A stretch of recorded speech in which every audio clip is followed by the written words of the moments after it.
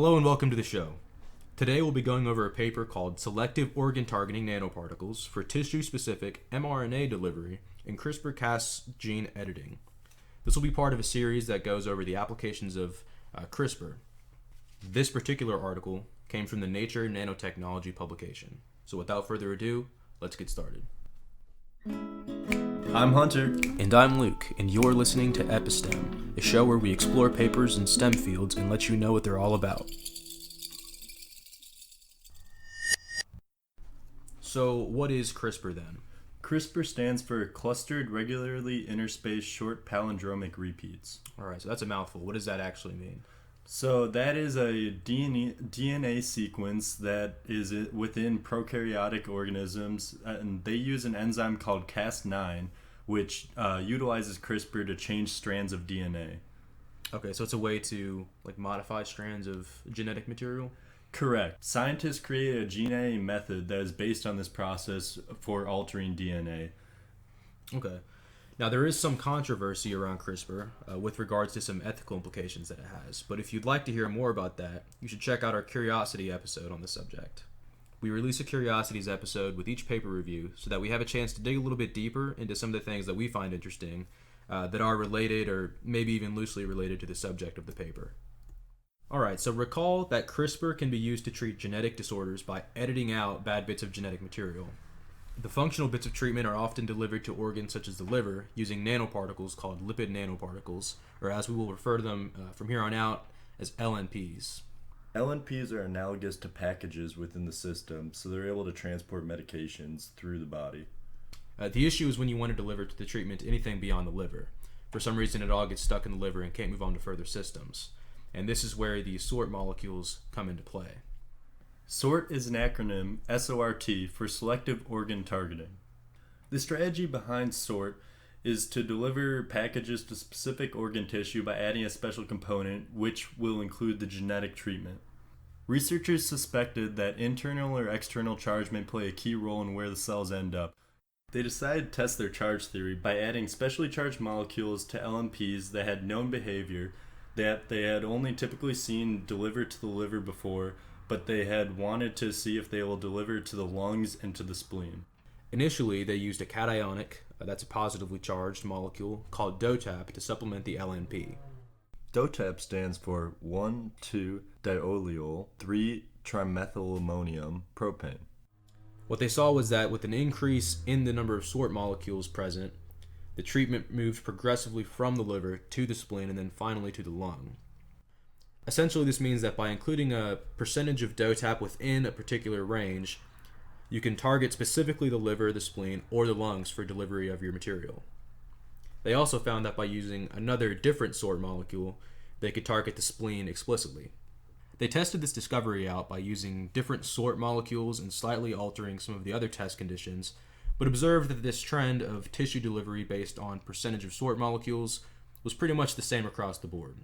They even found that by simply adding a tad bit of SORT LNP molecules to establish liver delivery compounds, they could dramatically improve the delivery to the liver. So this idea of supplementing with charged material is pretty handy, and it's very viable, which we're going to be talking about later in the podcast. They tested the toxicity by adding different doses of SORT LNPs and observed no signs of tissue injury and no alteration in kidney and liver function. They believe those results suggest SORT LNPs are received well and produce beneficial levels of proteins. What all of this means is that genetic conditions in the liver, spleen, and lungs can be effectively and directly treated using these SORT molecules. This will make it easier to treat things like cystic fibrosis in the lungs, non-Hodgkin's lymphoma in the spleen, or other genetic immune disorders.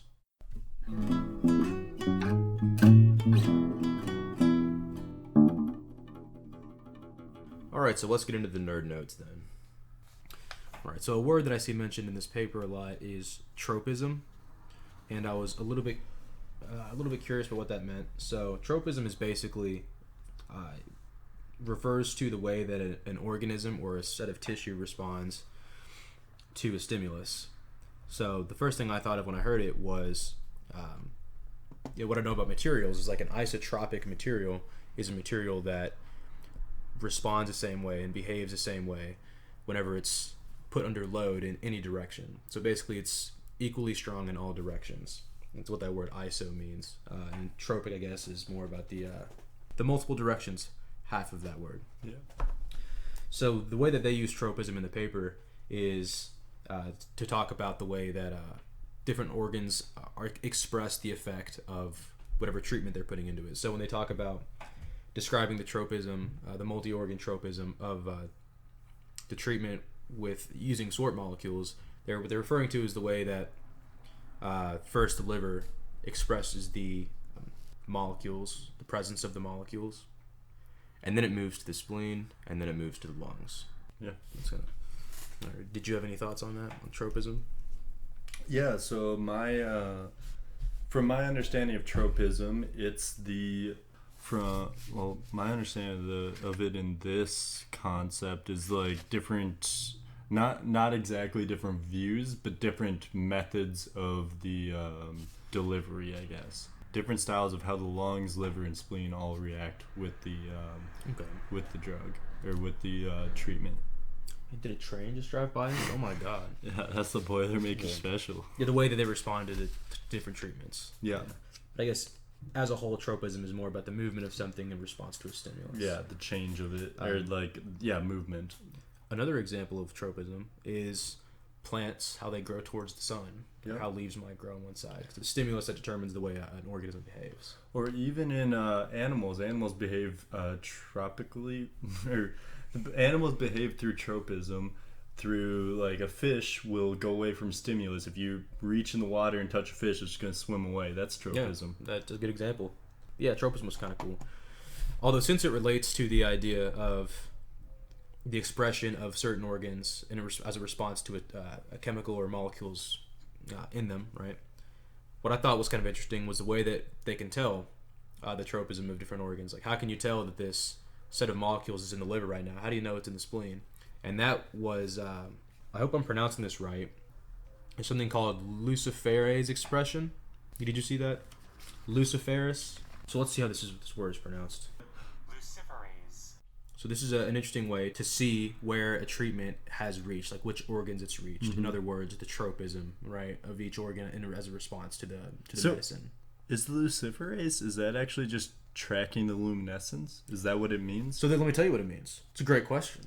So, luciferase expression is a term that is talking about glowing as a result of luciferin, which is an enzyme, oxidizing. So they'll add this component to medicines. I know they do that with like X-rays. They'll track the glowing, like the luminescence of some enzyme or something within it. Luciferase is a generic term for the class of oxidative enzymes that produce bioluminescence. So luciferase is definitely related to bioluminescence. It's probably what's in lightning bugs and like bioluminescent algae and stuff like that. We could definitely fact check that. I think that's I don't know. So anyways, luciferase is an enzyme that catalyzes the oxidation of a luciferin, causing it to produce a visible glow. So basically, if you add some luciferase to your treatment, it'll catalyze the oxidation of luciferin, and you'll basically know where this treatment is reached based on what's glowing and what isn't. I'm pretty sure that plants use it like something in their chloroplast, but I don't know what causes bioluminescent. Yeah, I don't know. Check if luciferin exists in plants. Fireflies, snails. What? Snails? Oh, so bacterial. Yeah. So that probably is what's in. So it's probably, they attach it to the bacteria. So I would guess that luciferin is that magic ingredient that once it's broken down, once it's oxidized, produces a glow. And luciferase is, I guess, maybe luciferin's kind of abundant. Luciferin is a chlorophyll derivative. So it is plant, like it can be plant-based. That's cool. That's pretty cool. Isn't that neat? Yeah. Huh. I would definitely like to dig more into that on the Curiosities episode. Yeah, check it out. That would be really cool.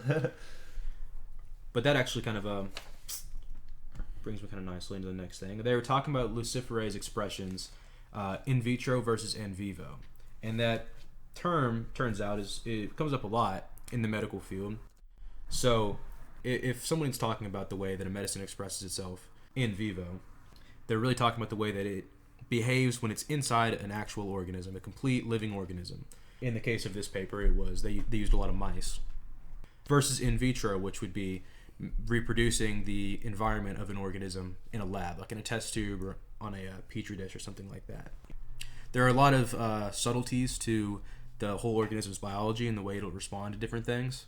So there might be things that you miss that you can't actually reproduce in a lab in their entirety. So it's kind of looking at the effect of the medicine holistically. They noted that the effectiveness of the SORT molecules, of the LNPs, did not correlate between in vivo and in vitro delivery. So what that basically means is it works whenever it's used inside of a living organism, but not when the conditions of the organism are reproduced in a lab environment.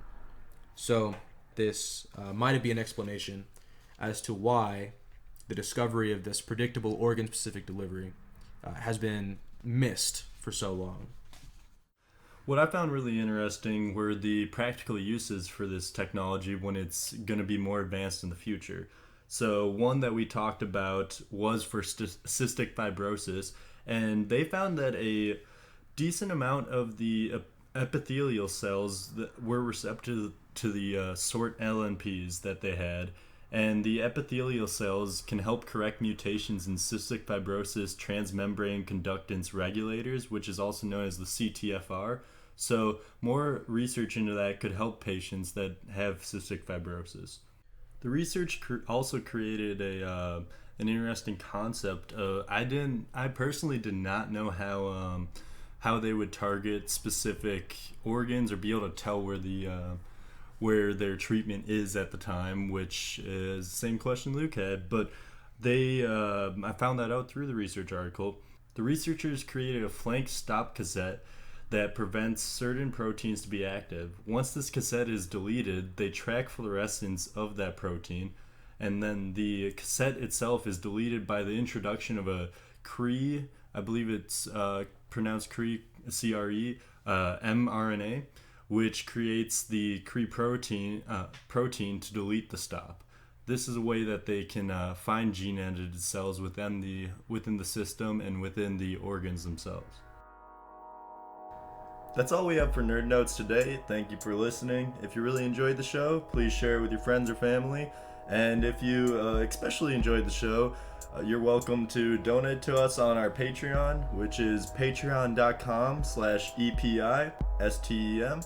Any donation would be awesome. Thank you. All of the info from today's podcast came from the article titled Selective Organ Targeting Nanoparticles for Tissue-Specific mRNA Delivery in CRISPR-Cas Gene Editing, published April 6, 2020 in the Nature Nanotechnology Journal, Volume 15. The researchers were Xiang Cheng, Tuo Wei, Lucas Farbiak, Lindsay Johnson, Sean Dillard, and Daniel Siegwart.